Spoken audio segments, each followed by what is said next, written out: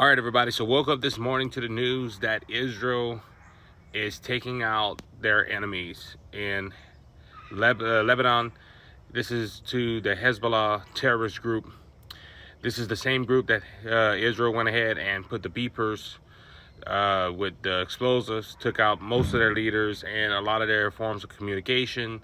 They went ahead and said, well, we're going to use walkie-talkies. Israel once again showed how their intelligence work, and took them out by the walkie-talkies, explosions all over the place. The Hezbollah leader said, well, we're going to retaliate, and Israel started placing rockets and explosives in certain areas to take out leadership of Hezbollah, because Hezbollah said, we're not going to stop. Well, again, last night they went ahead and put focus on one mark, and they took out the Hezbollah leader. They took out the person that said, look, we're going to go ahead and defend Hamas. We're going to go ahead and fight with them. Israel took their focus off of Gaza for a second and went after Hezbollah, because Hezbollah sending rockets and trying to take out Israel. Now, we're going to be talking about this later on. Couldn't do a live stream this morning. Got an event in Baton Rouge I'm heading to, and just could not get up this morning for the live stream. Just had a busy week going to church and with work and all that good stuff. But you know, prior to this, there was talks of nations, including the United States, asking for a 21-day ceasefire.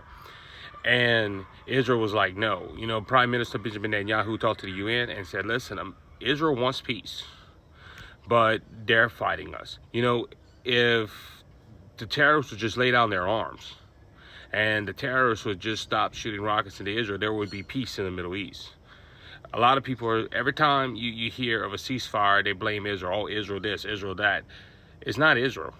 It's not Israel whatsoever. It is the terrorist groups that are keeping this war alive. Same thing with Hamas. Hamas says, well, you know, you do this, you do that, we'll go ahead and do a ceasefire. And every time Israel sends a ceasefire agreement to them, they say, oh, we don't want it no more. So Israel is taking care of business. Now, America, what they need to do is support Israel and say, listen, take out your enemies. These are not nations. These are terrorist groups.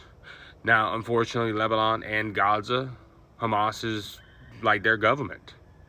And Israel needs to stop this. Israel needs to stop these terrorist groups, because if they don't stop them, guess what? They're going to try to annihilate Israel. And America needs to stand behind Israel. America needs to stand behind Israel and say, look, do what you need to do to take them out.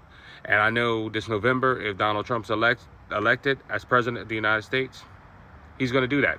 So continue to pray for Israel. Israel needs our prayers. They need our support.